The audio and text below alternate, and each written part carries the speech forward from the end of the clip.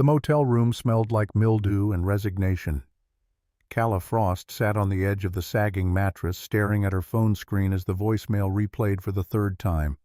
Her grandfather's lawyer, calm and clinical, delivering news that felt both impossible and inevitable. Garrett Whitmore, age 78, died Thursday evening. Heart attack. Alone in his barn workshop, tools still in hand. The funeral would be Saturday in Ashwood Hollow, Montana, a place Calla hadn't seen in 22 years. Across the cramped room, Wren lay curled on the other bed, backpack serving as her pillow-stuffed rabbit clutched tight. 8 years old and already learning to sleep through uncertainty.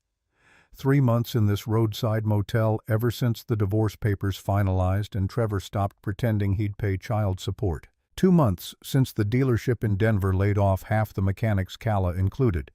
Her toolbox, the good Snap-on set Garrett had gifted her 16th birthday, pawned for first and last month's rent that never materialized into an actual apartment. The phone buzzed again. Different lawyer this time. Estate matters. Calla answered, keeping her voice low. The man on the line spoke without preamble. Garrett Whitmore's will contained specific provisions. The homestead barn and 12 acres in Ashwood Hollow passed to Calla Frost, sole surviving grandchild, subject to occupancy requirement. 90 consecutive days of residence on the property beginning within 2 weeks of probate, or the inheritance would forfeit to the secondary beneficiary. Calla's throat tightened. 90 days. She glanced at Wren at the duffel bag stacked against the wall containing everything they owned. Montana meant leaving Denver, leaving the job search, leaving the last threads of a life that had already unraveled beyond recognition. But it also meant a roof, land, something solid beneath their feet for the first time since Trevor's fists taught her that love could curdle into violence. She asked about the secondary beneficiary, Vivian Whitmore, Garrett's niece, daughter of his late brother. The lawyer's tone suggested he expected conflict. Calla remembered Vivian dimly. A woman 10 years older, always immaculate, always disappointed. They'd overlapped at exactly 2 family gatherings before Calla's parents moved to Denver when she was 10. Vivian had been the kind of person who straightened picture frames in other people's homes and commented on dust. The lawyer continued. The will specified one additional detail. Inside the barn sat an asset of significant personal value. Garrett's exact words notarized. No further description provided. Calla ended the call and sat in the dark, listening to Wren's steady breathing. Significant personal value. Her grandfather had been a mechanic, brilliant with engines but indifferent to wealth. He'd lived alone in that barn for 50 years after Calla's grandmother died, fixing farm equipment and avoiding the world. What could he possibly consider valuable enough to name in a will? The funeral drew 17 people. Ashwood Hollow had shrunk since Calla's childhood, the kind of Montana town where logging died and tourism never quite arrived. The service lasted 20 minutes. The preacher, reading from notes, clearly hadn't known Garrett well. He spoke about service and solitude, about a man who kept to himself but fixed things when asked. Accurate enough? Bloodless. Vivian attended in black Chanel, her husband Preston at her side like expensive furniture. She approached Calla after the burial heels sinking into cemetery grass. Her voice carried the practiced sympathy of someone who'd never meant a condolence in her life. So sorry for your loss. Garrett was a unique man. Then, pivoting without pause, she mentioned the will. The 90-day requirement seemed excessive. Surely Calla had obligations in Denver. Perhaps they could discuss a more practical arrangement. Calla kept her hands in her coat pockets away from fists. She asked what Vivian had in mind. Preston stepped forward, extending a business card. Hale Development Corporation. He outlined the situation with the ease of a man who bought and sold land the way other people traded baseball cards.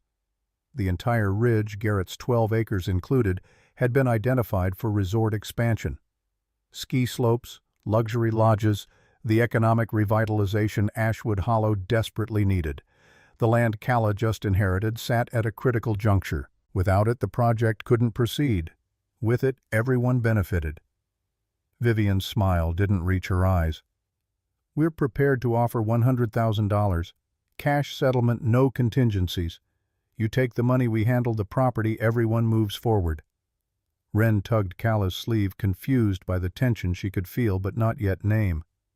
Calla looked past Preston, past Vivian, to the fresh grave where her grandfather's casket rested. Garrett had chosen to leave the land to her, not to his niece. Had built in requirements that forced her to stay to commit. He'd known she was struggling. Somehow across 600 miles of silence he'd known. She met Vivian's gaze and said no. The land wasn't for sale. Preston's expression cooled. He suggested she reconsider. Development projects of this scale involved complex legal instruments, eminent domain public good assessments. It would be unfortunate if things became adversarial. Calla picked up Wren and walked away. Behind her she heard Vivian's voice, sharp with something that sounded less like disappointment and more like rage. The drive from the cemetery to the barn took 11 minutes. Calla followed directions her phone provided, turning onto a gravel road that disappeared into pine forest. The GPS signal flickered and died. She continued on memory, on the ghost of being 10 years old in her parents' back seat, on the certainty that some places lived in your bones whether you wanted them to or not. The barn appeared through the trees like a shipwreck. 2 stories, weathered gray wood tin roof, oxidized to rust red. Behind it the land rose into foothills dense with lodgepole pine and Douglas fir.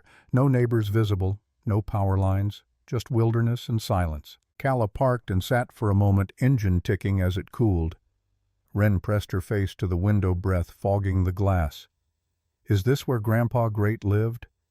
Her voice small, awed. Calla nodded. The last time she'd been here, Garrett had taught her to gap spark plugs, to read compression, to understand that engines were just puzzles that rewarded patience.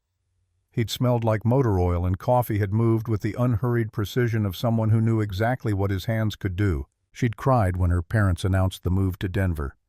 Garrett had knelt eye level and told her something she'd never forgotten.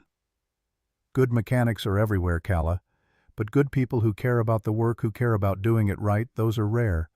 Don't let distance make you common." She'd been 10. She hadn't understood. Now, standing in the driveway of his life's last refuge, she thought maybe she did. The barn door hung crooked on iron hinges. Calla pushed it open, dust motes swirling in the afternoon light that slanted through gaps in the walls. The interior stretched vast and cluttered. Workbenches lined the perimeter, covered in tools organized with obsessive care. Hand planes arranged by size. Socket sets in perfect gradation. A drill press in the corner, a welder draped with a canvas tarp, shelving units filled with coffee cans sorted by the bolts and screws inside. And in the center, dominating the space like a cathedral's altar, something massive hidden beneath a gray tarp. Wren ran forward before Calla could stop her. Small hands grabbed the tarp's edge and pulled. The fabric slid away in a cascade of dust and revealed what lay beneath. A helicopter. Vintage, skeletal, in places beautiful despite its decay. The fuselage bore the bones of a Bell 47 frame, but modified, expanded. Dual rotors where a standard model would have one. Landing skids corroded but intact. The cockpit canopy missing, exposing the pilot's seat and instrument panel, both covered in grime but fundamentally whole. Calla approached slowly, heart hammering. Wren danced around the aircraft, delighted by its strangeness. "Mama, Grandpa Great had a helicopter. Can it fly? Can we fly it?" Calla ran her hand along the fuselage. The metal felt cold, dead. She peered into the engine compartment and saw complexity that went beyond anything she'd worked on. This wasn't a restoration project. This was an obsession, decades in the making, frozen at some moment of abandonment. Why had Garrett never mentioned this? In all the summers of her childhood, all the phone calls before her own life fell apart, and the distance between them grew into silence. He'd never said a word. Behind the helicopter, partially hidden by the landing skids, Wren discovered a door. Narrow, set flush with the barn's back wall. A chain looped through the handle, secured with a padlock that had oxidized green. Calla examined it. Industrial strength, ancient. No key visible anywhere on the workbenches. She tugged experimentally. The chain held firm. Wren climbed into the helicopter's cockpit, settling into the pilot's seat with the unself-conscious joy of a child who hadn't yet learned to fear disappointment. She grabbed the collective stick, made engine noises, declared herself a pilot. Calla smiled despite everything. Then Wren's voice changed, excited discovery replacing play. "Mama, there's something here." She held up an envelope, yellowed and water-stained. It had been taped to the underside of the pilot's seat, barely visible unless you were small enough and low enough to notice. Calla took it carefully, feeling the weight of paper inside the bulk of something metallic. Her name written in Garrett's angular handwriting across the front. Her hands trembled as she opened it. A small brass key fell into her palm. Behind it, a single sheet of paper folded once. She unfolded it and read words her grandfather had written probably years ago, certainly before he knew he'd die alone with a heart that finally gave up. "Calla, if you're reading this, I'm gone. The key opens my truth. I should have told you while living, but courage and I were never well acquainted. Build her, fly her, finish what I started for the woman I loved. The coordinates will show you where. I'm sorry I wasn't braver. I'm not sorry I loved. Grandpa Garrett." Below the message, written in different ink, added later a set of numbers. 47.2 degrees north, 113.8 degrees west. Calla stared at the words until they blurred. The woman I loved. Not her grandmother. Someone else. Someone who'd inspired this mechanical monument, this unfinished promise suspended in time. She looked at the chain door. The key fit the padlock perfectly. The lock opened with a snap that echoed through the barn. The chain fell away. Calla pulled the door open and stepped into a space that smelled of age and secrets kept too long. The workshop was small, maybe 10 feet square. A single window glass, thick with grime, provided minimal light.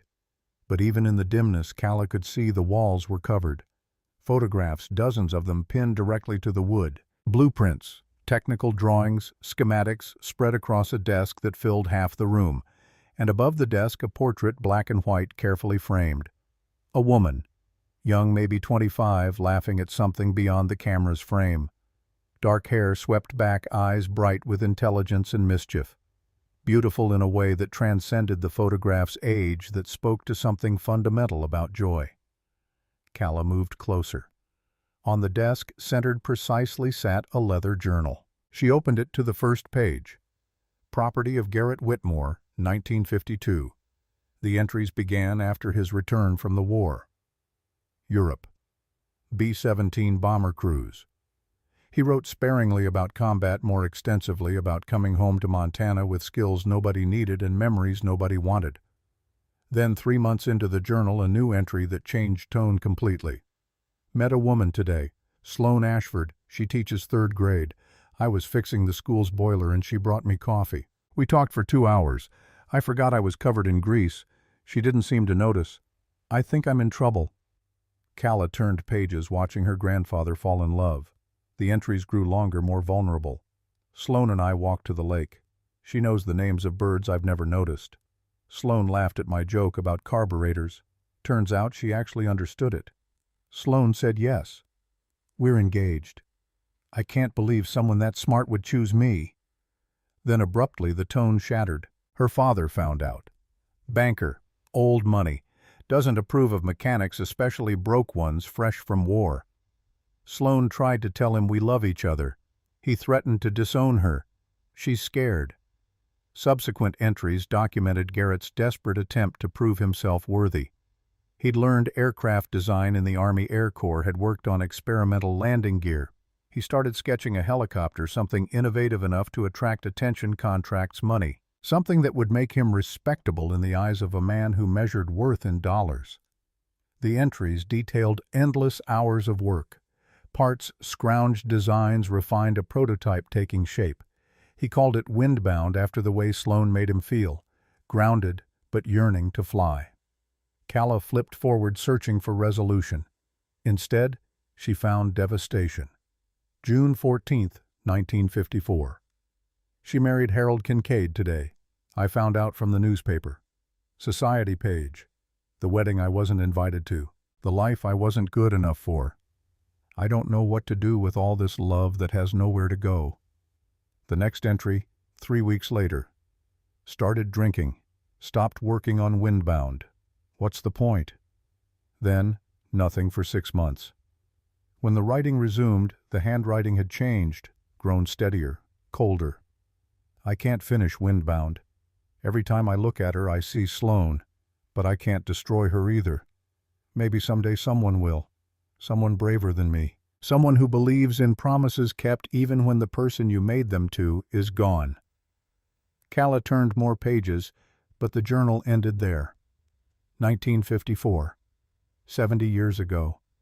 Her grandfather had carried this grief for 7 decades, had lived in this barn with a monument to his failure, had never married again after Calla's grandmother died, because she realized now he'd already given his heart away to a woman who married someone else. She looked at the photographs on the walls, Garrett Young standing beside the helicopter in various stages of construction. Garrett and Sloane together, stolen moments captured by someone's camera. Their hands touching across a diner table. Sloane leaning against the helicopter's frame, laughing at something Garrett must have said. On the desk beneath the journal, Calla found a wooden box, hand-carved, locked. She tried the brass key from the envelope.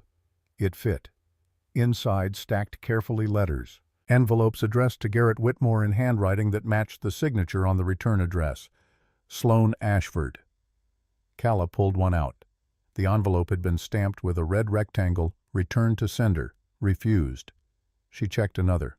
Same stamp. A third. All of them, maybe 40 letters, all returned unopened. Her hands shook as she opened one, breaking the seal Garrett had apparently never broken himself. The letter inside was dated September 1953. My dearest Garrett, I've written you 17 times. You haven't responded. I don't know if you're angry or hurt, or simply done with me. My father says terrible things about you, calls you unworthy, says you never loved me. But I know better. I know what we had. Please write back. Please tell me you still want this. I'm strong enough to leave everything for you, but I'm not strong enough to leave without knowing you'll be there. I love you. I need to hear you love me too. Sloane.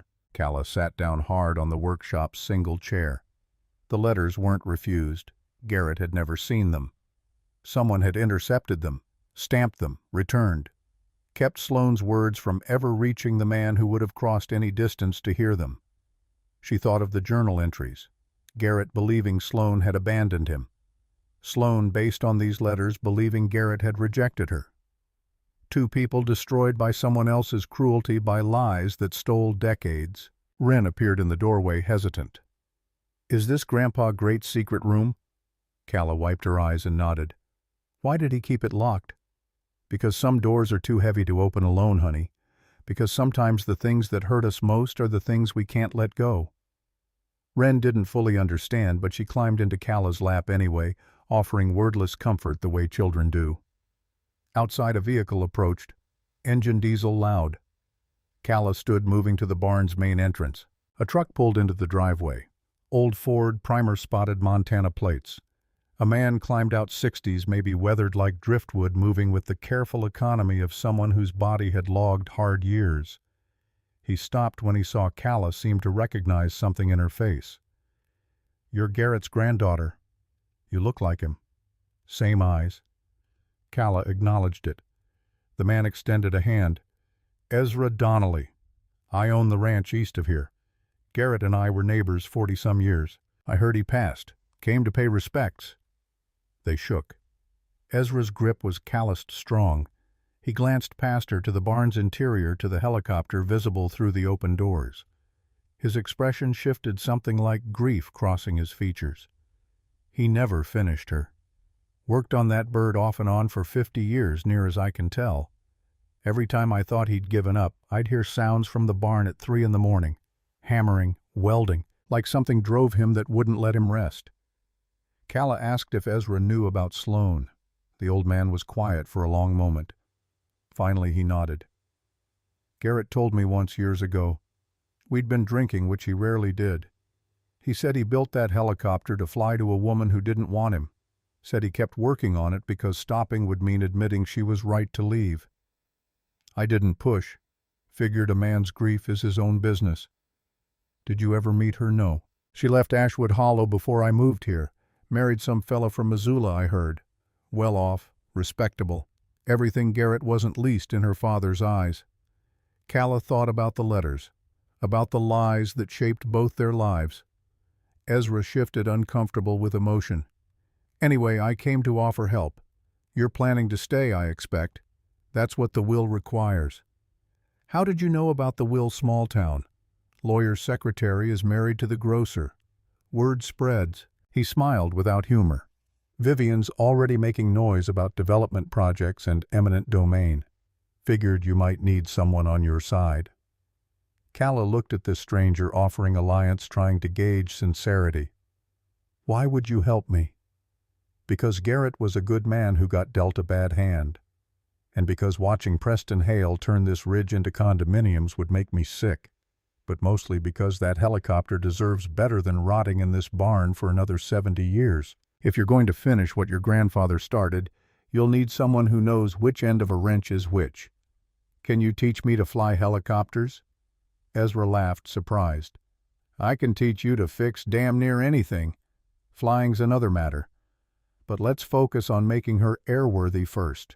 One impossible thing at a time. That night, Calla sat in the barn with a battery-powered lamp and Garrett's journal. Wren slept in the truck's back seat, wrapped in blankets, safe enough for now. Tomorrow they'd figure out living arrangements. Tonight, Calla needed to understand the scope of what she'd inherited. The blueprints on the workshop wall detailed modifications far beyond her expertise. Dual rotor configuration, counter-rotating to eliminate torque. Engine placement optimized for stability. Avionics from the 1950s that would need complete replacement.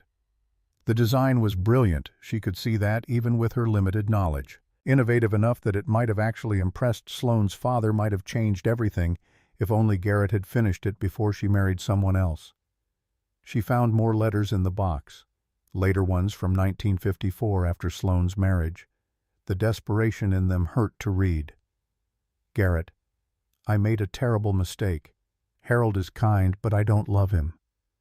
I love you. I always will. Please, if you ever loved me, write back. Tell me you haven't given up. Tell me there's still a way. I'm begging you. But Garrett had never received them. Had spent 70 years believing Sloane chose wealth over him, never knowing she'd fought to come back. Calla's phone buzzed. Text message from an unknown Montana number. She opened it. This is Vivian. Preston filed preliminary eminent domain paperwork this morning. Public good assessment, economic development priority. Your 90 days just got a lot more complicated. Sell now, avoid the lawyers. This is a kindness. Calla deleted the message. She pulled up a browser despite the weak cell signal and searched Sloane, Ashford, Montana. Nothing useful. Sloane Kincaid returned too many results. She tried Sloane Ashford Kincaid. An obituary appeared. Harold Kincaid, beloved husband, father, grandfather. Died 2005. Survived by wife, Sloane Ashford Kincaid, daughter Margot Ashford Kincaid. Still alive. The woman in Garrett's photographs in his journal in his heart still alive somewhere. Calla searched further and found a listing. Sloane Ashford Kincaid, Missoula, Montana. Age 70. 4 hours away. Reachable. Real. Calla found paper and a pen among Garrett's supplies. She wrote carefully, conscious that this letter might be the first true communication between these two lives in 70 years. Dear Mrs. Kincaid, you don't know me, but my grandfather, Garrett Whitmore, knew you. I'm writing because he passed away recently and left me his barn, his land, and a helicopter he spent most of his life building. A helicopter I think he built for you. I found your letters, the ones marked refused. I don't think he ever saw them. I think someone kept them from him. I think maybe you and he lost decades to a lie. I don't know if this matters to you now after so long, but I thought you should know he loved you until the day he died. I can prove it if you'd like to see. There's a photograph of you in his workshop. He kept it framed. He kept everything. My daughter looks like you, according to a neighbor who knew you both. Maybe that's why he left all this to me. Maybe he hoped I'd finish what he couldn't. I don't know if I can, but I'm going to try. If you want to know more, or if you just want to tell me I'm crazy for writing, my number is below. Respectfully, Calla Frost. She found an envelope, addressed it to the Missoula listing, drove 2 miles to where cell service returned, and looked up the nearest post office. In the morning, she'd mail it. Tonight, she returned to the barn. Wren still slept. Calla climbed into the helicopter's cockpit, sitting where Garrett must have sat thousands of times. The controls felt foreign. The instrument panel, even dormant, spoke of complexity she barely grasped. But underneath the intimidation, she felt something else. Connection. Purpose. The sense that maybe inheritance wasn't just about property. Maybe it was about finishing stories others started, about honoring the love people carried when life denied them the chance to live it fully. She thought about Garrett's final message. Build her. Fly her. Finish what I started. A request. A challenge. A hope that someone would care enough to complete what he couldn't. Calla had been taught her whole life that love was something you survived, that promises got broken, that dreams deferred eventually died. Trevor had reinforced those lessons with his fists, with his contempt, with the way he walked away from her and Wren without looking back.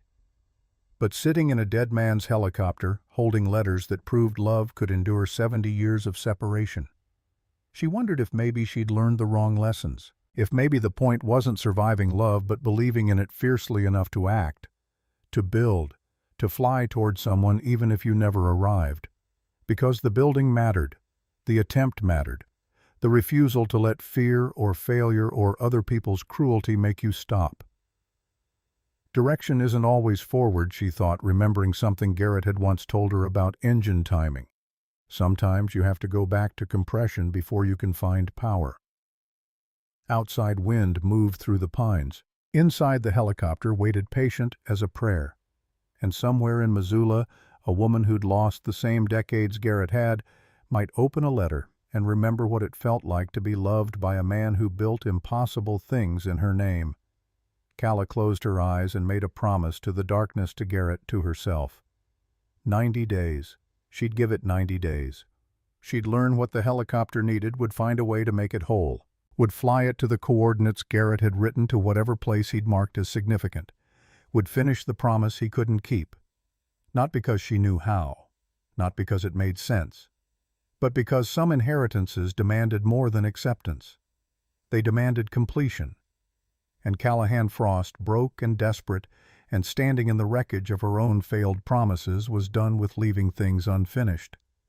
The helicopter's frame creaked in the wind, metal and time waiting. Calla placed her hand on the control stick and whispered the words that would carry her through everything that came next. Let's teach each other to fly. The phone rang at dawn, 6 days after Calla mailed the letter.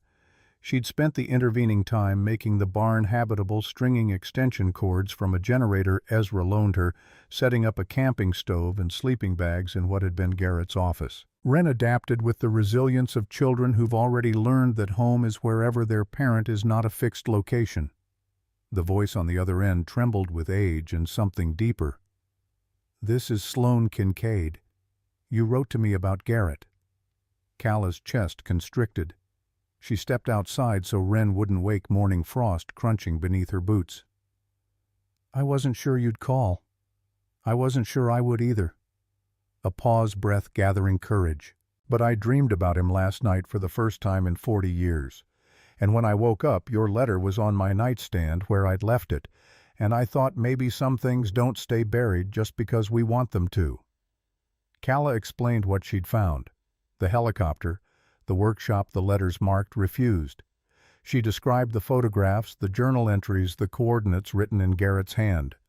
Sloane's silence stretched so long Calla thought the connection had dropped. Then quietly, he never got my letters.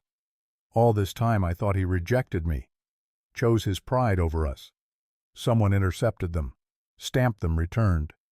Let you both believe lies. My father. It had to be. He controlled everything then. The money, the house, who I saw. When I tried to defy him about Garrett, he threatened to have him arrested on false charges. Said mechanics were all thieves, that he'd make sure Garrett never worked in Montana again.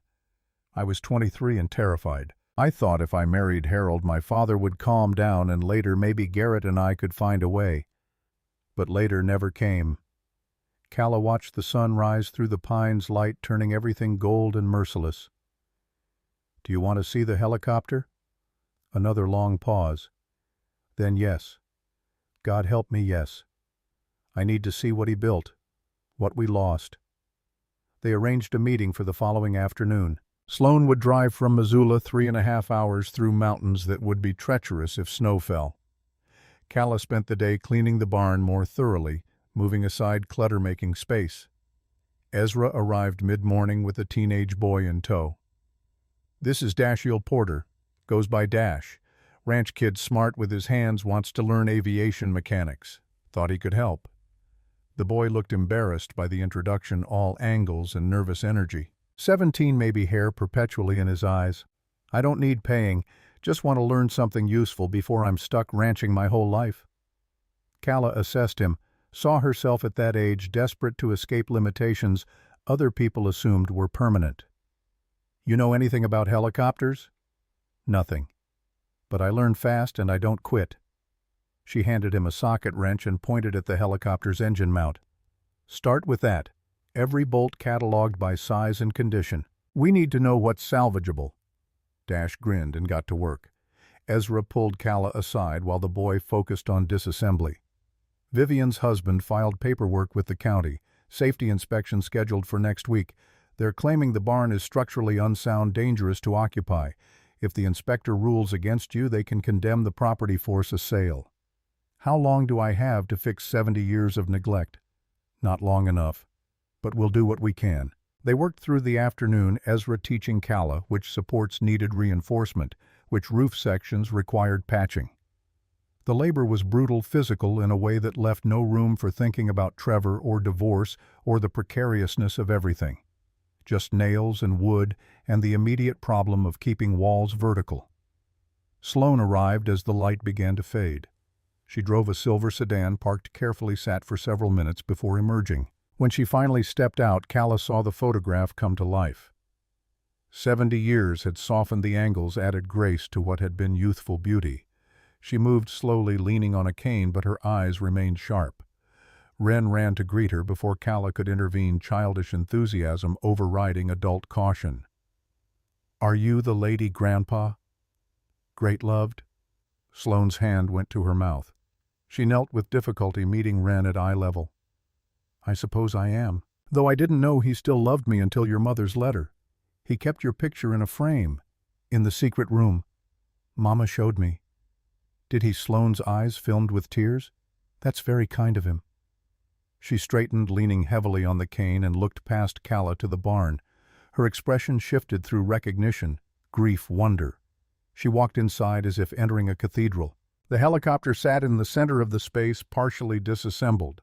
Now components spread across workbenches in organized chaos. Sloan approached slowly, reaching out to touch the fuselage with fingers that shook. Windbound. He told me the name once. Said I made him feel like he could fly, but also like he needed ground beneath him. Like love was both freedom and anchor. Calla watched Sloan circle the aircraft, her weathered hands trailing over metal Garrett had shaped decades ago. I was engaged to him, you know. Summer of 1953. We kept it secret because my father would have destroyed him. We planned to elope after Garrett finished this, after he could prove himself capable of supporting a family. But my father found my diary, read everything. He locked me in my room for 3 days. When he finally let me out, he showed me a newspaper article about a mechanic arrested for theft. Garrett's name. Except it wasn't true. My father had paid someone to file false charges, then paid the right people to make them disappear. But the message was clear. Cross him, and Garrett would suffer. So you married Harold Kincaid. I married safety. I married the life my father approved. And I spent 51 years wondering if I was a coward or just realistic. Dash had stopped working, listening despite himself. Ezra stood near the door, witness to a confession 70 years deferred. Sloan turned to Calla, tears tracking down her face. I wrote Garrett 47 letters begging him to take me away, offering to risk everything if he'd just say the word. When they all came back marked refused, I thought he'd chosen his pride over me. Thought he couldn't forgive me for doubting him, for letting my father's threats work. I didn't know someone had stolen those letters. Didn't know Garrett spent his life thinking I abandoned him. The barn was silent except for wind moving through gaps in the walls. Would you like to see the workshop? The letters are there. Everything he kept. Sloane nodded, unable to speak. Calla led her to the small room, opened the door. Sloane stood at the threshold, staring at the photographs on the walls, at her younger self, frozen in moments of joy.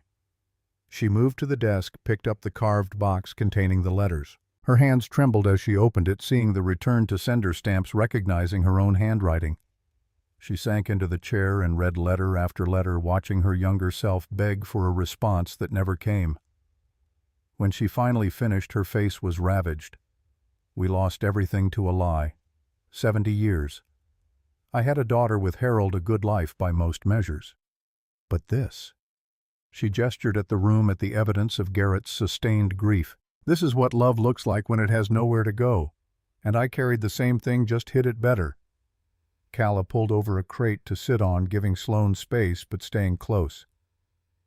Your daughter, Margot. Does she know about Garrett?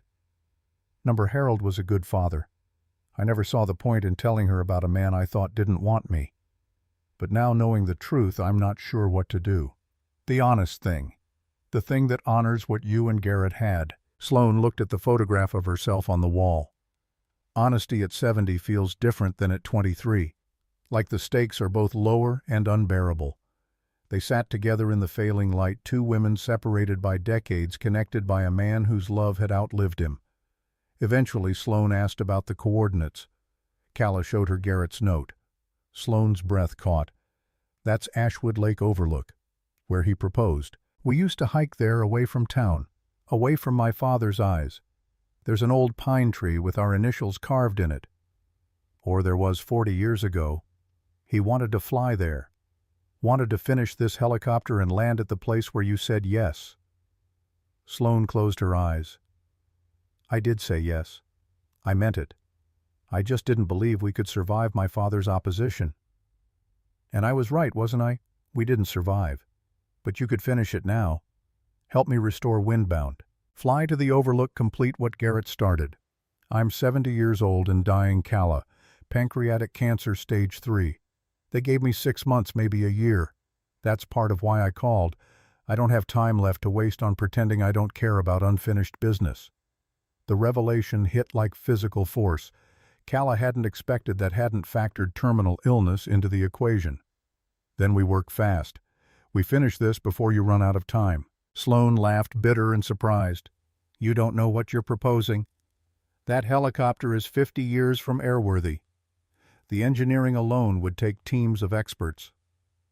Ezra stepped into the doorway. I know a few experts who owe Garrett favors, and this town has more skilled hands than it likes to admit. We can do this. For what? Sloane's voice sharp with pain. For sentiment. For closure. Those things don't fix cancer. No. Calla cut in, her voice harder than intended. But maybe they fix regret. You said you've carried this love for 70 years with nowhere to put it. Windbound is where you put it. You finish what got stolen from you. And when you fly to that overlook, you get to tell Garrett's ghost that you never stopped loving him either. That the lie didn't win. Sloane stared at her, something shifting in her expression. My daughter will think I've lost my mind. Probably. But you're dying anyway. Might as well die doing something impossible. The old woman smiled, real warmth breaking through grief. You're very like him, you know. Garrett had that same stubborn certainty that broken things could be fixed if you just refused to give up. Is that a yes? Sloane set down the letters, stood with effort. It's a yes. I'll fund whatever parts you need. I'll be here every day I'm physically able. And when we fly that damn helicopter, I'm sitting in the cockpit Garrett built for me. They shook hands, sealing a promise across generations. The county inspector arrived on Thursday, accompanied by Vivian and Preston. The inspector was young, efficient, armed with a clipboard and building codes. He walked the barn's perimeter, testing supports, measuring load-bearing beams, photographing every visible flaw. Vivian stayed close to Calla, her voice poisonous with false concern. "This really is dangerous. Someone could get hurt. Preston is offering $5,000 above market value now. Take the money before the county condemns this place and you get nothing." Calla ignored her, focusing instead on the inspector's report. He delivered the verdict without emotion. Multiple structural deficiencies, roof compromised in 6 locations, foundation settling unevenly, electrical system non-existent or hazardous where present. The barn would require a minimum of $15,000 in repairs completed within 30 days to meet basic safety standards for occupancy. 30 days to find money Calla didn't have. Preston smiled, sensing victory. That evening, Sloan returned with a check. $15,000 made out to Calla. "Consider it an investment. In history and love, in refusing to let small men with small dreams win." Calla tried to protest. "This is too much. It's not nearly enough. Harold left me comfortable. I'd rather spend his money on something that matters than leave it to relatives who'll just fight over it." They hired a local contractor, a man named Webb, who'd worked with Garrett decades ago. He brought a crew and materials, began systematically addressing the inspector's concerns. Roof-patched supports reinforced, a proper electrical panel installed. The barn transformed from derelict to functional in 3 weeks of focused labor. During this time, Dash proved invaluable. He absorbed mechanical knowledge like drought earth. Taking rain worked hours beyond what Calla asked, showed initiative that reminded her of herself before Trevor convinced her that ambition in a woman was threatening. Ezra taught him diagnostic techniques, how to read wear patterns in metal, how to understand what an engine needed by listening to the silence where sound should be. The boy thrived under attention and purpose. Midway through the 2nd week, a car arrived that didn't belong. Newer sedan, Seattle plates. A woman emerged, 40-ish, dressed in architect casual, her expression mixing concern and irritation. She approached Calla directly. "I'm looking for Sloan Kincaid. I was told she's been spending time here." "That's my mother. I'm Margot Ashford Kincaid, and I need to know what kind of scam you're running." Calla set down the wrench she'd been using. "No scam. Your mother knew my grandfather. She's helping restore something he built. My mother has terminal cancer, stage 3. She should be resting, seeing specialists, not driving 3 hours through mountains to work on some dead man's project. She's an adult. She made her choice. Based on what sentiment manipulation? You send her a letter dredging up ancient history and suddenly she's pouring money into your barn renovation. That's elder abuse." Calla's temper flared. "Your mother is 70, not senile. She knows exactly what she's doing and why." "Which is what exactly?" Margot's voice cut sharp as wire. "Finishing a love story," your father interrupted. "Honoring a promise stolen by lies. Doing something that matters before time runs out." Margot laughed without humor. "My father gave her 51 good years. A daughter, grandchildren, stability. What gives you the right to dishonor his memory?" "I'm not dishonoring anything. I'm telling the truth. Your mother loved Garrett Whitmore first. She was engaged to him. Your grandfather intercepted her letters, sabotaged their relationship, forced her into marrying Harold. Those are facts, not sentiment. According to who? A dead mechanic's journals. According to 47 letters your mother wrote begging Garrett to take her away. Letters she thought he refused. Letters that were actually stolen and marked returned to sender by your grandfather. You want proof. It's all in the workshop." Margot's certainty wavered. She glanced toward the barn, calculating. At that moment, Sloan's sedan pulled into the driveway. The old woman emerged, saw her daughter, and her expression hardened. "Margot, what are you doing here?" "What am I doing, Mom? You've been lying to me for 2 weeks. Telling me you're seeing specialists when you're actually up here playing mechanic with strangers." "I was worried sick. I'm dying, Margot. Specialists can't fix that. But this..." She gestured at the barn at Windbound, visible through the open doors. "This I can finish. This is insane. You barely knew this man. I was engaged to him. I loved him for 70 years. That he's dead doesn't make it less true. You were married to my father. I was. And I tried to love him the way I loved Garrett. But trying isn't the same as succeeding. You deserved honesty about that. I'm sorry I wasn't brave enough to give it. Margot looked stricken. Dad deserved better than being someone's second choice. He deserved better than being trapped in a marriage his father-in-law arranged, but he was kind and patient and good. I'm grateful for the life we had. I'm grateful for you. But gratitude isn't the same as the kind of love that builds helicopters. The words hung there brutal and necessary. Margot's voice cracked. I don't understand why you're doing this now. Because I don't have later. Because Garrett died thinking I chose money over him and I can't let that stand as his final truth. Because if we finish Windbound and fly her to where he proposed, I get to tell his memory that I never stopped saying yes. That the lie didn't win, even if it cost us everything. Tears tracked down Margot's face. She looked at her mother at the helicopter at Calla. Finally defeated. Show me the letters. They spent 2 hours in the workshop, Margot reading her mother's younger self, begging for rescue that never came. She examined the photographs, the journal, the evidence of a love her mother had carried in silence through an entire marriage. When she emerged, her face was changed. She found Calla working on the helicopter's transmission housing.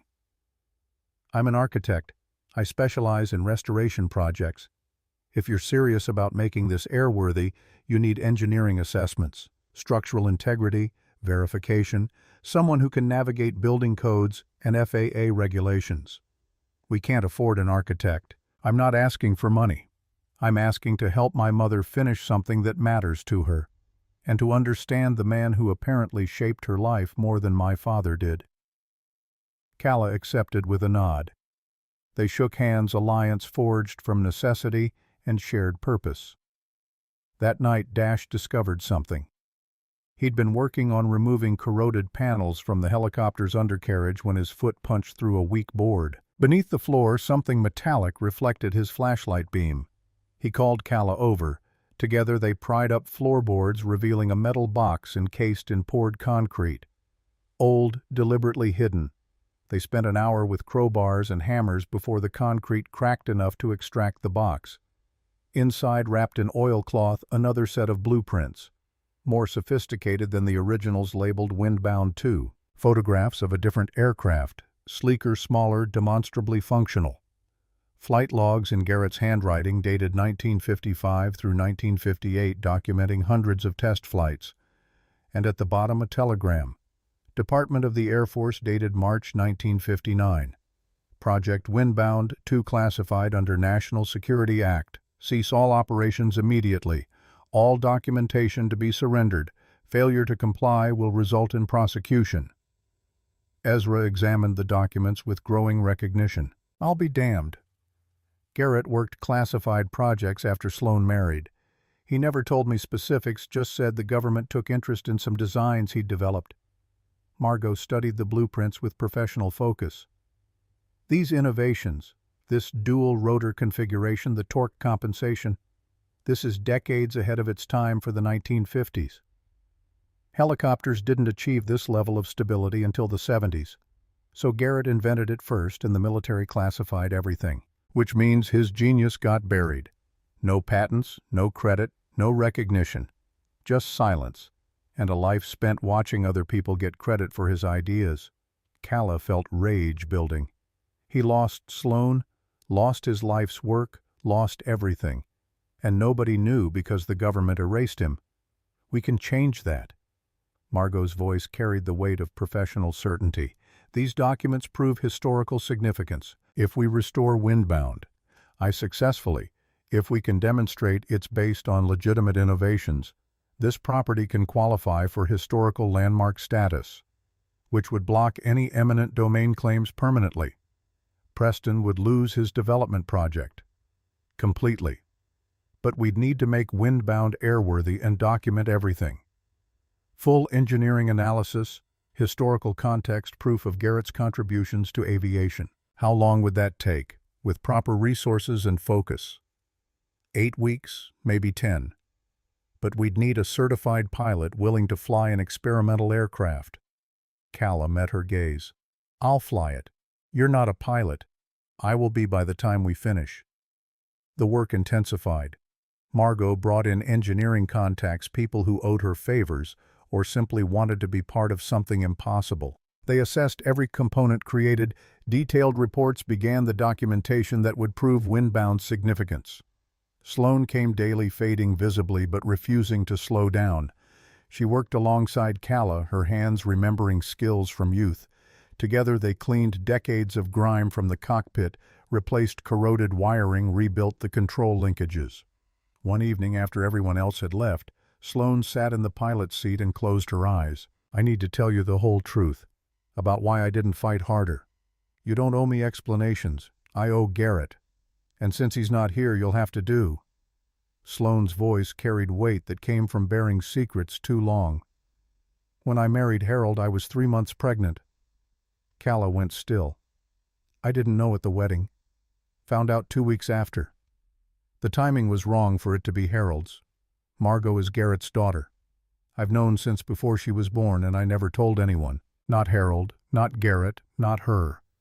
The revelation detonated everything Calla thought she understood. "Does Harold know?" "He figured it out eventually. The genetics weren't subtle. Margot looks nothing like him, everything like photos of Garrett's mother. But Harold loved her anyway, raised her as his own, never said a word about it. That's the kind of man he was. And Garrett died never knowing he had a daughter. I tried to tell him once. 1975, I saw him in Helena. We locked eyes across the street. I almost crossed to him, almost said everything. But I'd made a bargain with God when Margot was born premature. She nearly died, spent weeks in an incubator. I prayed every prayer I knew, promised that if she lived, I'd never contact Garrett again, never disrupt the life I'd chosen. Margot survived, and I kept my word, even when it meant Garrett died alone. Even then. You asked why I'm doing this now. It's because the bargain's over. I'm dying. Margot's grown, and Garrett deserves to know someone finished what he started. Someone who carries his blood, flew his helicopter to the place where we promised each other forever. You're going to tell Margot. After we fly. After she sees what her father built. Then she can decide what she wants to do with the truth." Calla sat with that understanding, the weight Sloane had carried. Does it change anything? Knowing Margot is his everything. Nothing. She's still my daughter. Harold was still her father in every way that mattered. But yes, it changes things. Because when we fly Windbound, it won't just be me honoring a lost love. It'll be his daughter taking him home. 2 days later, Preston's lawyers filed an injunction attempting to halt work on the barn. They claimed ongoing construction violated zoning regulations, that the helicopter constituted an unlicensed industrial project, that noise and activity disrupted the peace of surrounding properties. Vivienne delivered the papers personally, her expression combining triumph and something that might have been regret. "This is your last chance, Calla. Preston is offering $200,000 now. Walk away while you can. Why do you hate me this much? We're family." Vivienne's composure cracked. "Because Garrett loved you. Visited you in Denver, called you every month, saved money for your education. Where was that for me? I spent 20 years checking on him, bringing him groceries, making sure he didn't die alone in this barn. And when he wrote his will, he gave everything to you. A granddaughter who hadn't visited in decades. That's why. He left you $50,000 in bonds. Did you even cash them?" Vivienne blinked, genuinely surprised. "What? The lawyer didn't tell you Garrett set up a separate bequest. Bonds and stocks matured over 30 years. You're entitled to them regardless of what happens to this property." The fight drained from her face. "He did that. For me, he loved his whole family, Vivienne. But I spent summers here as a kid. He taught me engines, taught me to believe I could fix things other people said were broken. That's why he left me Windbound. Not because he loved you less, but because he knew I'd understand what finishing it meant." Vivienne's hands shook as she held the injunction papers. "Preston doesn't need this deal. His company is solvent either way. He's doing this because he can. Because watching people fight over scraps makes him feel powerful. Then stop helping him. It's not that simple. We're married. community property state. If I withdraw support, he'll divorce me and I'll lose everything. Or you'll lose everything worth keeping and gain back yourself. Your choice. Vivian left without another word. The injunction remained, but something in her had shifted. The hearing was scheduled for 2 weeks out. Margot worked 18-hour days preparing documentation. Ezra coordinated with the contractor to ensure every repair met code. Dash and Calla focused on making Windbound mechanically sound component by component. Sloane grew weaker. Some days she couldn't make the drive. On those days, she called Calla and talked her through procedures, sharing knowledge from when she and Garrett had worked together decades ago. When she could visit, she sat in the barn and watched progress with fierce attention, as if witnessing a resurrection required every bit of strength she had left. 1 week before the hearing, Vivian returned. Without Preston, without lawyers, just herself carrying a file folder. I'm withdrawing from the eminent domain claim, filing for divorce, and I brought something you need. She handed over the folder. Inside, photographs of Preston meeting with county officials, documents showing payoffs and favors exchanged. Proof that the entire development scheme was built on corruption. Why are you giving me this? Because I'm tired of being the villain in someone else's story. And because Garrett deserved better than what happened to him.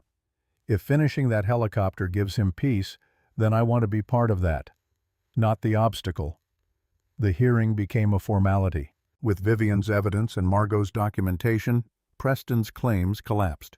The judge ruled the property historically significant, denied eminent domain, and launched an investigation into Preston's business practices. Calla stood outside the courthouse afterward, Wren's hand in hers, and felt the impossible weight of winning. Ezra clapped her shoulder. One battle done. Now comes the hard part. Making it fly, making it matter. Metal and engineering are easy compared to what you're actually building here, which is proof that some promises survive everything. Even death, even decades, even the lies that tried to kill them. That's what Garrett was really building. Not a helicopter. A testimony that love this big doesn't fit inside the life you're given. It demands more. They returned to the barn where Windbound waited, nearly whole now, nearly ready. And Calla understood that finishing this meant more than mechanical success. It meant giving Sloane the ending she'd been denied, giving Margot a father she never knew she had, giving Garrett's ghost the vindication that his love hadn't been wasted. It meant teaching dead things to fly. The flight instructor arrived on a Tuesday morning when Frost still clung to the grass. Quinn Mercer, ex-Army aviation, now freelancing out of Missoula. Ezra had found him through connections that ran deeper than friendship favors owed across decades of Montana living. Quinn walked around Windbound with professional skepticism, running his hands over the rebuilt rotor assembly, checking control linkages, examining the engine mounts Calla had spent 3 weeks perfecting. His verdict came without preamble, airworthy barely. Experimental enough that no sane pilot would fly it without extensive ground testing first. But you'll teach me anyway. Quinn looked at her, assessing something beyond mechanical competence. Why do you need to fly it yourself? Plenty of certified pilots would take this up for the right price. Because the woman who this was built for is dying. Because she needs to sit in the seat her fiancé made for her and fly to the place where they promised each other a future that got stolen. And because hiring a stranger means it becomes a transaction instead of what it actually is. Which is what? The kind of promise that doesn't fit inside normal life. The kind that demands you become someone different than who you were. Quinn set down his clipboard. Ground school starts tomorrow. 6 weeks if you're fast, 8 if you're human. You'll need to pass FAA written exams, log minimum flight hours in a certified trainer, then solo test. After that, we see if this bird actually flies or if she tears herself apart the moment you lift collective. Calla had 6 weeks before Sloane's oncologist predicted complete system failure. 6 weeks to transform from mechanic to pilot to master skills that took most people years. The math didn't work. She committed anyway. The training consumed her. Mornings began at 5 with ground school, Quinn drilling her on aerodynamics, weather systems, emergency procedures. She learned why helicopters flew, why they crashed, Why every input she made would fight against physics until she learned to work with forces instead of against them. Afternoons she spent in a Robinson R-22, the trainer Quinn borrowed from a flight school that owed him favors. The machine felt alien compared to Windbound's vintage controls. Responsive where Garrett's design was deliberate, forgiving where the older aircraft would punish mistakes. Quinn taught her to hover, that maddening discipline of holding position while wind and gravity conspired to move you. The first dozen attempts ended in wild oscillations, the helicopter swinging like a pendulum as Calla overcorrected every drift. "You're fighting it. Stop fighting. Feel where it wants to go and suggest otherwise. Helicopters don't respond to force. They respond to conversation." She learned to translate intention into microsecond adjustments, cyclic and collective working in harmony her hands had to discover through repetition. Hours of practice until hovering became meditation, until she could hold position in 15-knot winds without conscious thought. Forward flight came easier.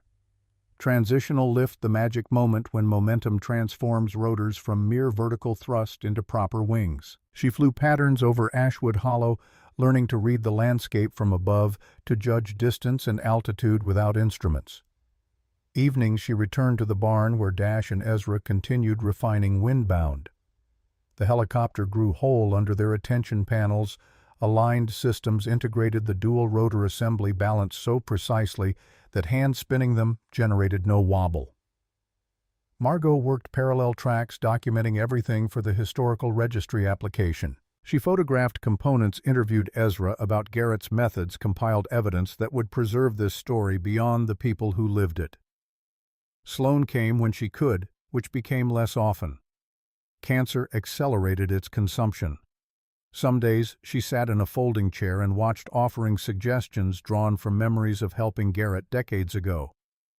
Other days she stayed in Missoula, too weak for the drive, calling instead to ask about progress. 4 weeks into training, Calla soloed. Quinn climbed out of the R-22 and told her to take it up, fly a pattern, bring it back whole. She lifted into Montana sky alone, feeling the helicopter respond to her inputs like it had been waiting for exactly this pilot. 20 minutes aloft, every moment conscious that death was one mistake away, every second aware that this was what Garrett had wanted Sloan to feel. Untethered, infinite, free. She landed smoothly, Quinn's nod the only approval she needed. 2 weeks later she passed the written exam with scores high enough that the FAA examiner asked if she'd flown before. The practical test came days after demonstrating emergency procedures and navigation. When Quinn handed her the temporary pilot certificate, his expression carried something like respect. "You're qualified to fly certified aircraft in controlled conditions. What you're planning with Windbound is neither of those things." "I know. And you're doing it anyway. Sloan's running out of time. We all are, really. But hers has a number attached. So yes, I'm doing it anyway. Then let's make sure that antique doesn't kill you. We've got 1 week to test fly her before Sloan's doctor says she won't survive the drive." They spent 7 days on final preparations. Ezra machined replacement parts for components too degraded to trust. Dash ran diagnostics on the electrical system, checking and rechecking connections. Margot completed the historical documentation, submitting it to the Montana Historical Society with supporting evidence so comprehensive that approval seemed inevitable. Vivian appeared on the 5th day, hesitant, carrying a box of photographs. She'd found them in her mother's attic, images of Garrett from the 1940s and 50s that nobody knew existed. Pictures of him in Army Air Corps uniform standing beside bombers. Working in the barn when it was new, before isolation calcified into identity. Young and whole and unmarked by loss. I thought Sloan should have these, for the flight. So Garrett's there with her, even if just in photographs. Calla accepted them, saw past Vivian's attempt at amends to the grief underneath. "You visited him for 20 years. That matters too. He never talked to me the way he must have talked to you. Never taught me anything. I was just the person who brought groceries and got thanked politely. Maybe he didn't know how to let you closer. Some people build walls so high they forget there were supposed to be doors." Vivian left the photographs and drove away her sedan, disappearing into pines like absolution. On the 6th day, Sloane arrived looking like mortality had already claimed most of her. Margot drove, had been driving exclusively now, fear etched in her face every time her mother struggled for breath. They'd had conversations Calla knew. Mother and daughter negotiating what truth meant and how much of it could be spoken before it became weapon instead of gift. Sloane insisted on seeing Windbound in her completed state. They'd painted her navy blue, the color Garrett had specified in blueprints, with silver trim that caught light like water. The dual rotors gleamed, balanced perfectly, ready to cut air the way they'd been designed to 70 years ago. Sloane walked around the aircraft slowly, her cane now a necessity rather than precaution. She touched the fuselage where Garrett's hands had shaped metal, ran fingers over controls he'd calibrated. When she reached the pilot's seat, she turned to Margot. "Help me up. I need to sit in at once before we fly." "Mom, you're too weak. I'm dying, not dead. There's a difference." Margot and Calla lifted her carefully into the cockpit. Sloane settled into the seat, hands finding the collective and cyclic like muscle memory from a life she'd never lived. She closed her eyes, and for a moment the years fell away. She looked young again, or maybe just complete. "He built this for me. Every rivet, every wire, every piece of this was him saying he loved me enough to create something impossible. And I spent 70 years thinking he'd given up. He never did." Calla kept her voice gentle. "He just didn't know how to finish without you." Sloane opened her eyes, looked at her daughter. "There's something I need to tell you, something I should have said 40 years ago." Margot's expression shifted, wary. "Mom, you don't have to." "Yes, I do, because when we fly tomorrow you need to understand what you're completing." Sloane drew breath that rattled. "Harold wasn't your biological father. Garrett was. I got pregnant before I married, didn't know until after. I never told anyone. Harold figured it out eventually, but loved you anyway. Raised you as his without question. But genetically, biologically, Garrett Whitmore was your father." The barn went silent. Dash found somewhere else to be. Ezra studied his boots. Calla stood witness to a truth detonating across generations. Margot's voice came out strangled. "You lied to me my entire life. I protected you. There was a difference when you were young. By the time you were old enough to handle it, telling felt like betraying Harold. He earned the title father. Genetics didn't. But I had a right to know. You did. You do. I'm telling you now because tomorrow when you fly your father's helicopter to the place where he proposed to me, you deserve to understand the full weight of what we're completing." Margot climbed into the barn's loft and didn't come down for 2 hours. When she finally descended, her face was ravaged but set. "I need to see everything. All the letters, all the journals, everything that proves who he was." They spent the night in the workshop, Margot reading her father's words, seeing through his eyes the love that built Windbound. She examined photographs of him young, traced the resemblance she'd apparently inherited without knowing its source. Near dawn, she found a picture of Garrett at 25 standing beside a B-17 and held it next to her driver's license photo. The similarity was undeniable. Harold was my dad, but Garrett was my father, and I never got to know him. Calla sat beside her among the scattered evidence of inheritance. "He died believing you were another man's daughter, believing Sloane chose security over him. Tomorrow you can correct that. When you fly Windbound to Ashwood Lake, you're telling him the truth finally reached someone who mattered. Will it change anything? He's still dead. Maybe death isn't the end of every conversation. Maybe some truths echo forward until someone hears them." The morning of the flight arrived clear and cold. October sky stretched infinite above Montana peaks. They'd chosen early departure to avoid afternoon winds to give Sloane maximum strength. Quinn arrived at dawn, running final pre-flight checks with the thoroughness of someone who knew experimental aircraft killed enthusiasts regularly. Windbound sat ready, fueled and balanced, waiting for the moment she'd been built toward. Ezra and Dash had spent the previous night going over every system one last time, their final gift to Garrett's memory. The plan was simple. Calla would pilot Quinn beside her to monitor and take control if needed. Sloane and Margot would follow in Quinn's conventional helicopter, staying close enough to witness but separate enough for safety. The flight to Ashwood Lake Overlook would take 30 minutes longer if Windbound proved temperamental. They helped Sloane into Quinn's aircraft first, strapping her into a seat she could barely fill anymore. Margot sat beside her mother, their hands clasped, 70 years of secrets compressed into this single journey. Calla climbed into Windbound's pilot seat, feeling Garrett's design surround her. The controls fit her hands as if he'd known she'd be the one to fly them. Quinn settled into the co-pilot position, running through the checklist one final time. Ready. Calla started the engine. The sound that emerged was pure and strong, decades of silence transforming into mechanical symphony. She felt vibration through the frame, felt Windbound wake after 70 years of stillness. The dual rotors began their rotation, accelerating smoothly, generating lift that pushed against the skids. She checked instruments, confirmed all readings green, took a breath that felt like stepping off a cliff. Her hands moved to the collective, ready to ask this machine for the impossible. Behind them, a small crowd had gathered. Wren stood with Vivian, both waving. Ezra watched with his arms crossed, expression unreadable. Dash held his phone up, recording this moment when metal and love and sheer stubborn refusal to quit combined into flight. Calla pulled collective smoothly. Windbound lifted 6 inches, 2 feet. The helicopter hung in hover, stable as prayer. She felt no shake, no oscillation, just clean, powerful response. Garrett's design worked. After 70 years, his genius proved itself in the simple fact of defying gravity. She pushed cyclic forward gently. Windbound transitioned to forward flight with grace that belied her age, dual rotors cutting air exactly as their builder had envisioned. They climbed through morning light, ascending above the barn that had housed this dream, above the pines that had witnessed its long dormancy. Quinn monitored systems, called out readings. Everything nominal.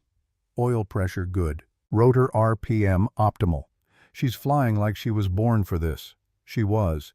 Just took 70 years to find the right pilot. They headed north, following the valley toward Ashwood Lake. Behind them, Quinn's helicopter maintained formation. Sloane and Margot visible through the canopy. The landscape unfolded beneath them. Montana in autumn splendor, mountains wearing their first snow. Calla flew steady, feeling Windbound's personality reveal itself through small resistances and responses. The helicopter wanted gentle inputs, rewarded patience.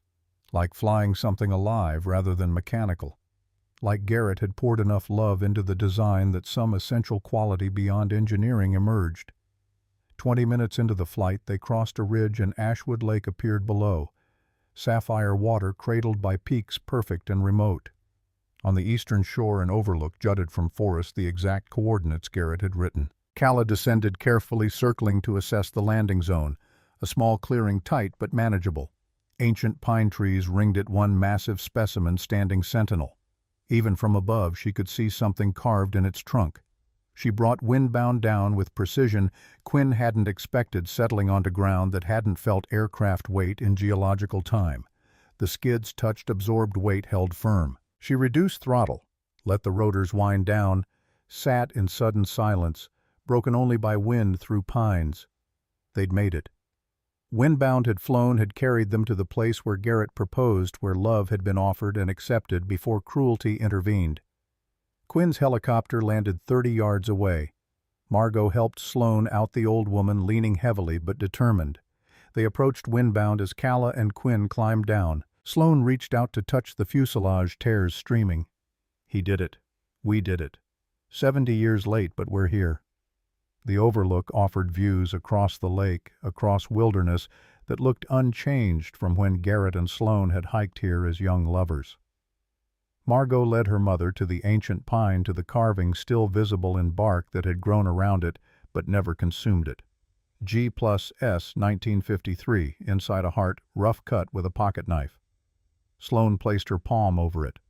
I said, yes, here, under this tree. He promised me we'd fly here together someday in the helicopter he was building. I believed him.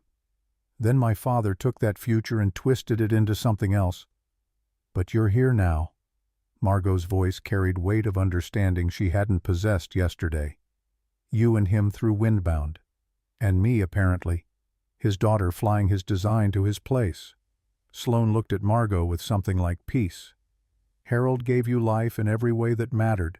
But Garrett gave you the capacity to build impossible things.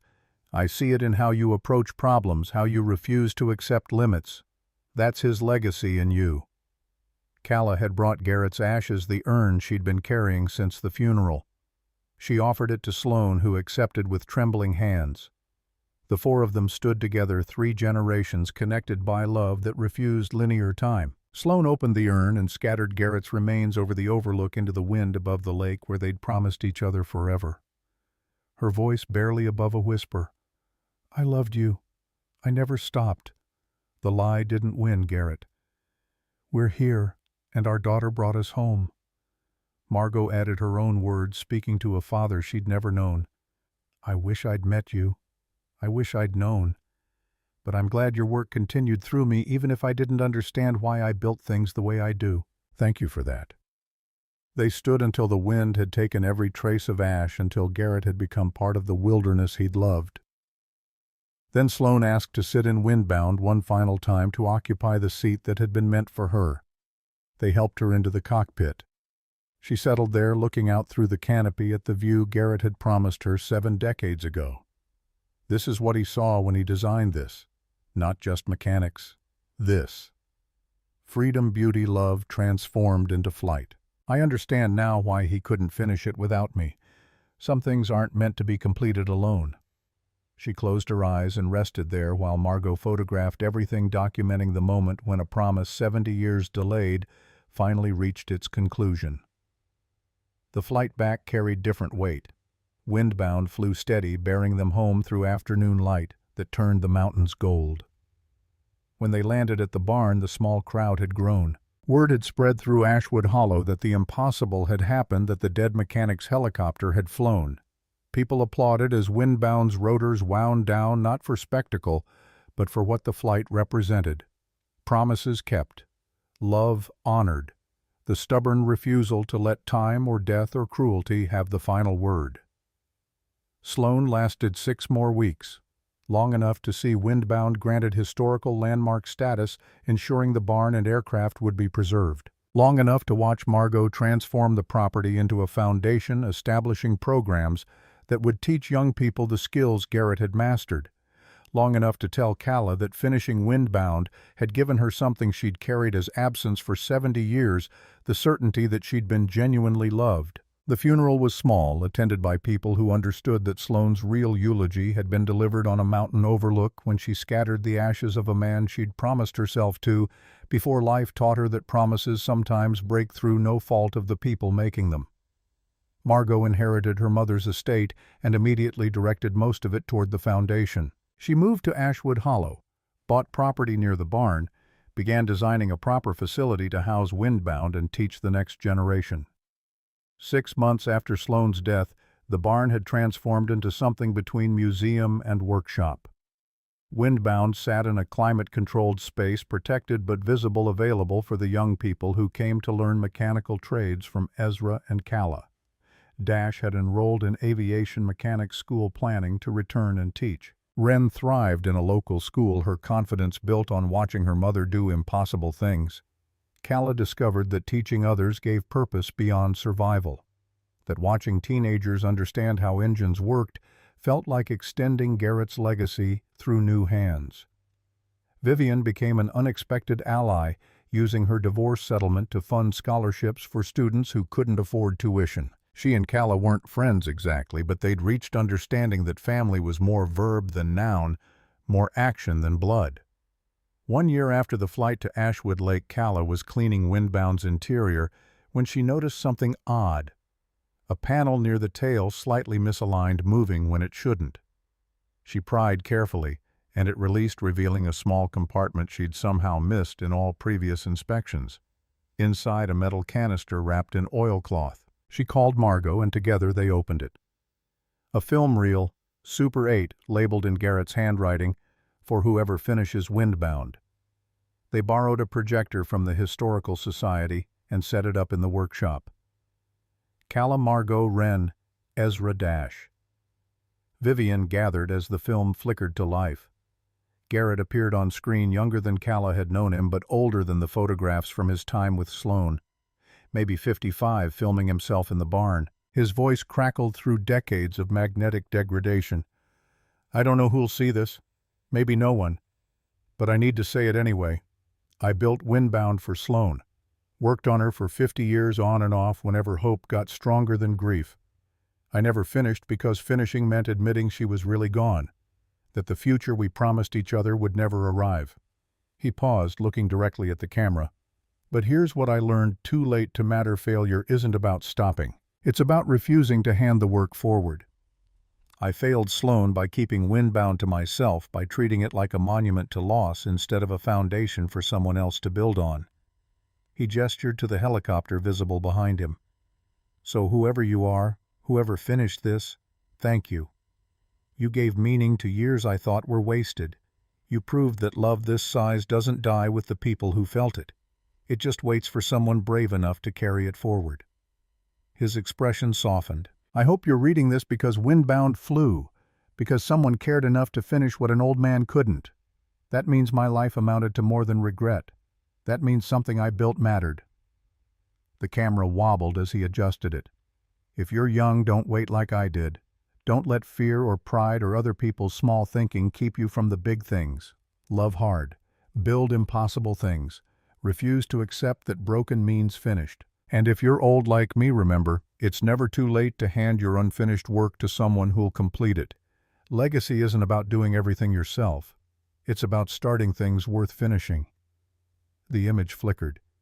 Garrett smiled, raised his hand in something between wave and salute. Thank you for flying. Thank you for caring. Tell Sloan I never stopped loving her. The film ended in white light, the projector clicking on blank reel. Margot wept openly. Calla felt tears tracking down her own face. Even Vivian looked moved. Seeing the uncle she'd known revealed depths she'd never suspected. He knew. Margot's voice broke. Somehow he knew someone would finish this, would fly it, would bring his message to people who needed to hear it. Maybe that's what faith is. Calla wiped her eyes.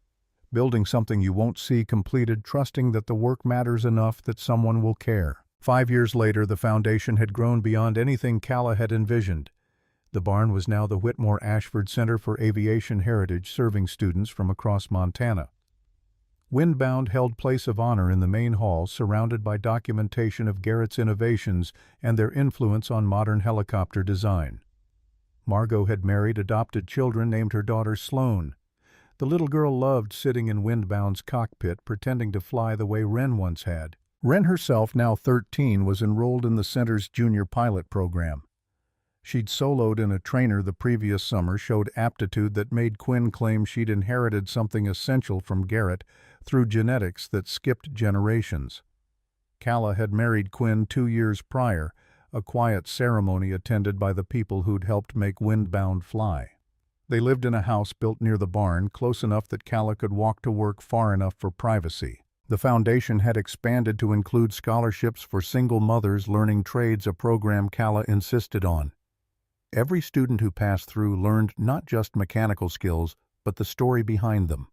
Learned that Windbound existed because someone loved hard enough to build impossible things, and because other people cared enough to finish what grief had interrupted. On the 5th anniversary of Sloan's death, they held a ceremony at Ashwood Lake Overlook. The foundation had purchased the land, protected it as historical site. The pine tree with its carved heart now stood marked with a plaque. Here Garrett Whitmore proposed to Sloan Ashford, 1953. Here their promise was finally kept, 2024. Calla stood with Quinn Wren Margot's family, Ezra-Vivian, and 36 students who'd graduated from the program.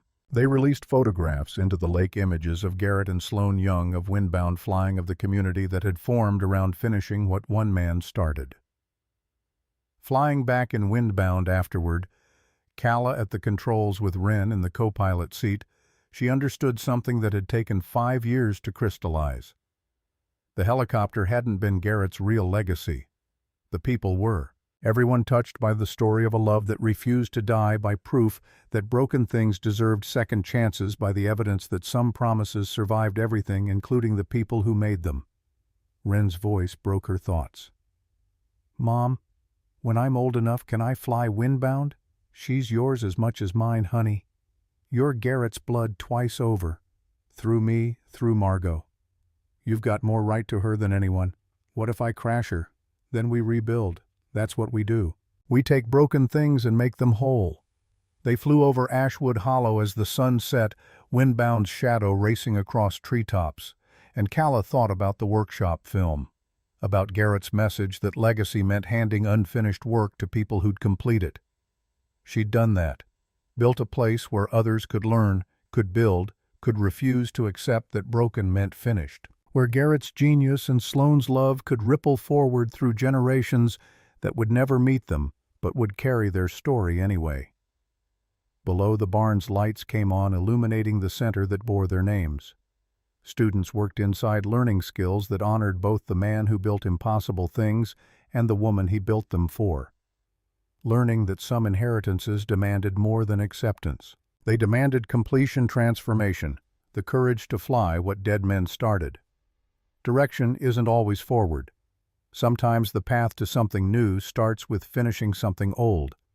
Sometimes broken things don't need replacing, just someone who refuses to believe they're beyond repair.